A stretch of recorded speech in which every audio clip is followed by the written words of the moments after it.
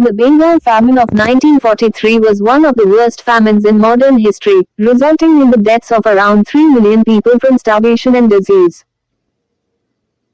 This devastating humanitarian disaster was the product of multiple complex factors, both natural and man-made.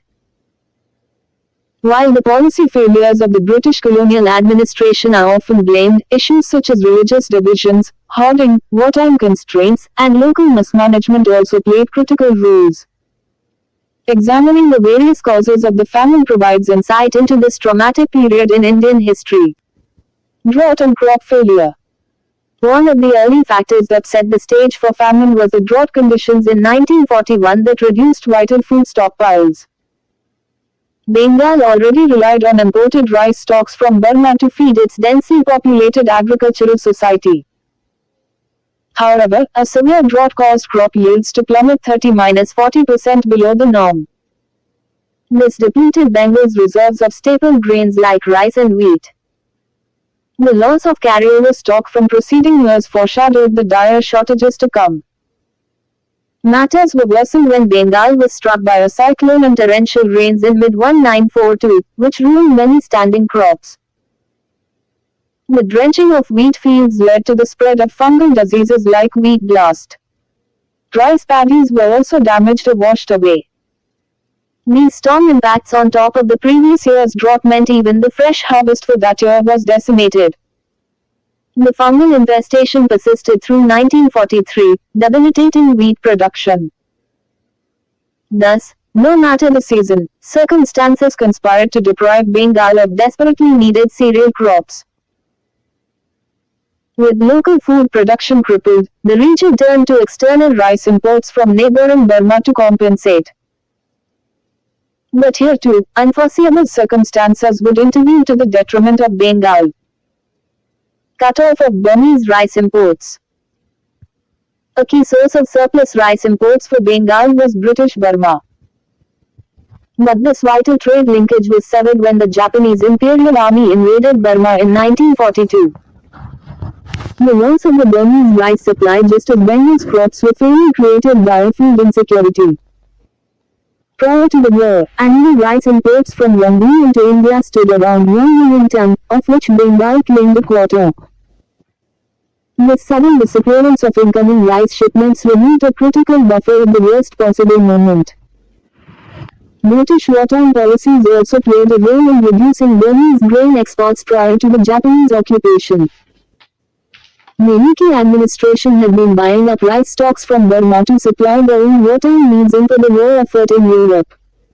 This drove up prices and tightened supply.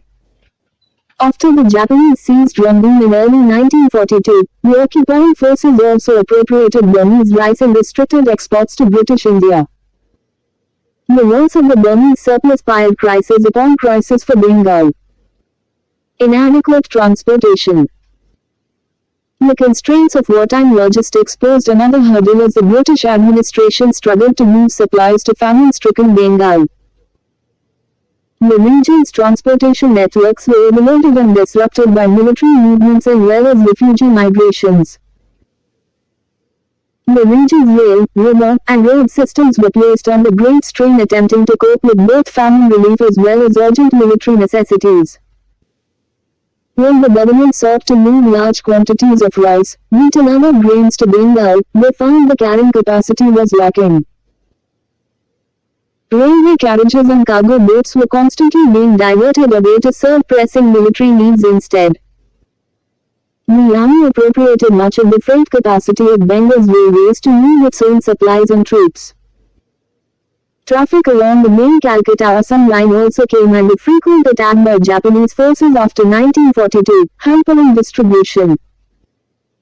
Additionally, many inland waterways between rice-producing regions and Bengal were rendered unusable due to low seasonal water levels.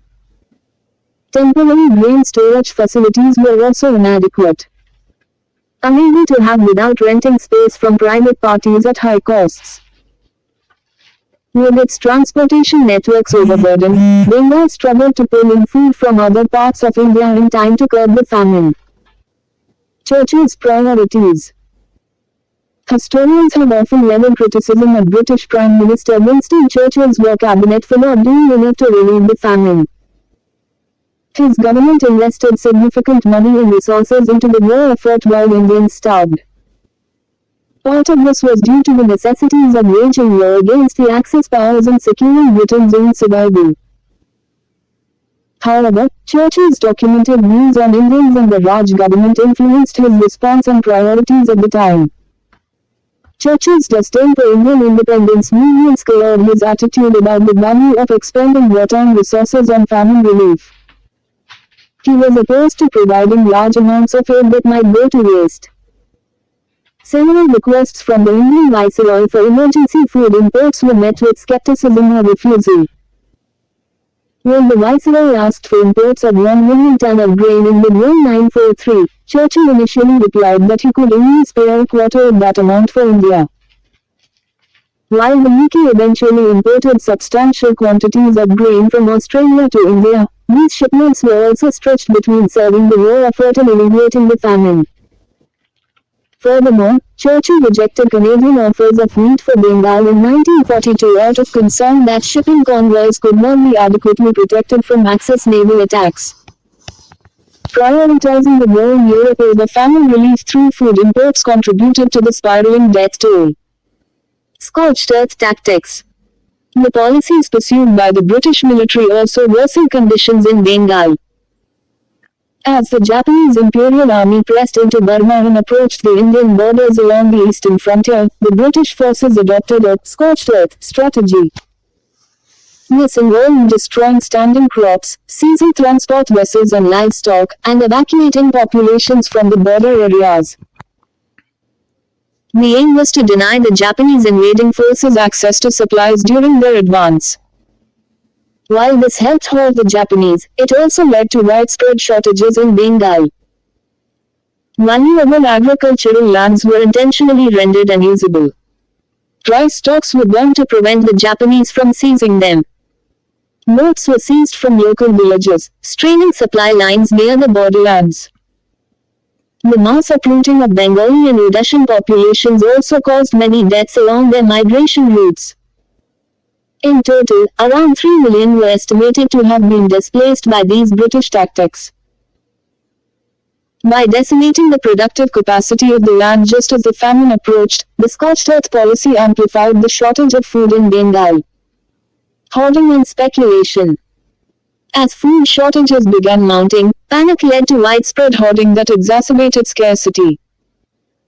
Wholesale merchants and large farmers held on to grain stocks anticipating higher prices or hardship to come. Middlemen and speculators charged exorbitant rates while making excessive profits. Small farmers and landless laborers found themselves priced out of the market. Even government officials and politicians engaged in black marketing of rice exports diverted from relief supplies. Local Hindu merchants were also accused of holding back supplies and manipulating grain markets to turn a profit. They exploited the chaos along religious lines while the Muslim population bore the disproportionate brunt.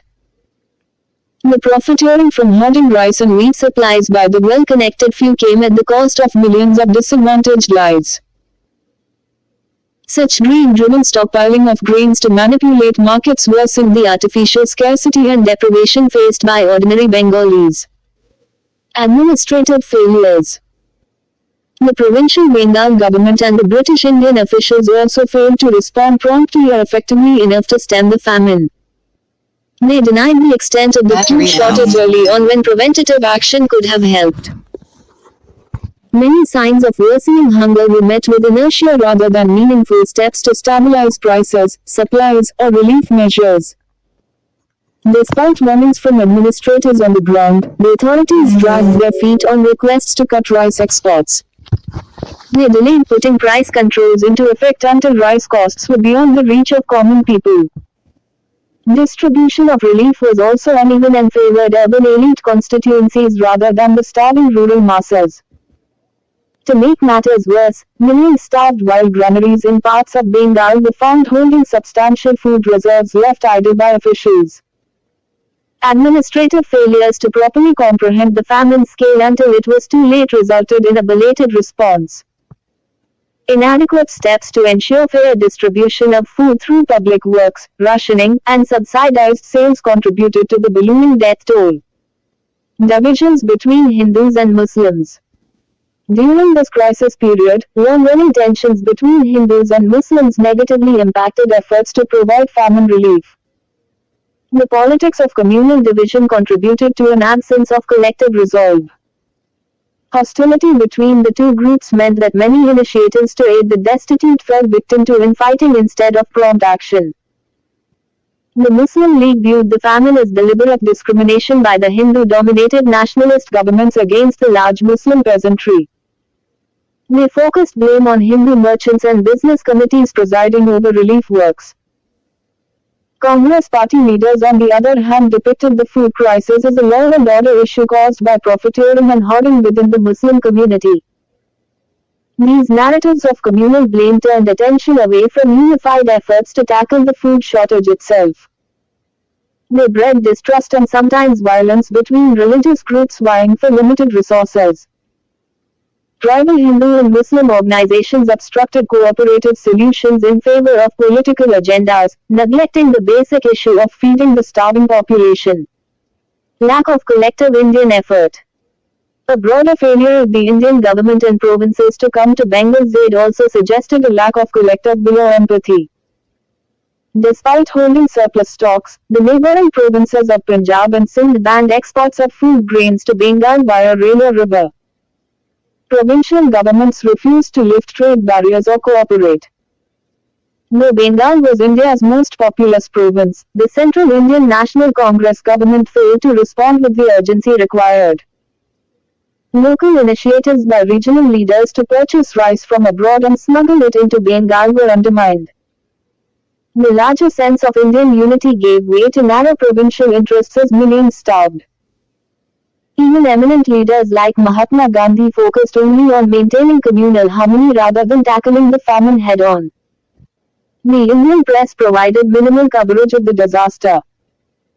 The response from other Indian provinces and the national government exposed grave shortcomings in their humanitarian obligations towards fellow citizens in Bengal. Inadequate famine infrastructure. The government apparatus was wholly inadequate to cope with a crisis of this scale and severity when it struck Bengal in 1942. Unlike British famine response in previous decades, Bengal had a limited network of famine hospitals or public works projects designed to generate employment and income for the destitute. The provincial administration lacked dedicated famine planning or relief machinery. The notion of famine as a discrete event requiring special intervention had faded among officials after many robust harvests through the 1920s and 30s. This bred overconfidence and unpreparedness, leaving administrators flat-footed when widespread hunger returned in 1943. Many district and village-level officials were inexperienced with managing famine conditions or implementing relief works. Record-keeping systems to register families in need of food or wages were largely non-existent. This delayed targeted efforts to provide succor to the most vulnerable groups. Lacking institutional memory and tools to combat famine, the authorities could not cope with the speed and magnitude of this disaster. Their belated improvisation proved woefully insufficient. Refusal of American aid. When the scale of the Bengal food crisis became undeniable, Britain turned to the United States for major imports of grain to India. However, President Franklin D. Roosevelt's administration was loath to allocate substantial relief provisions given negative feelings about British imperial policy in India.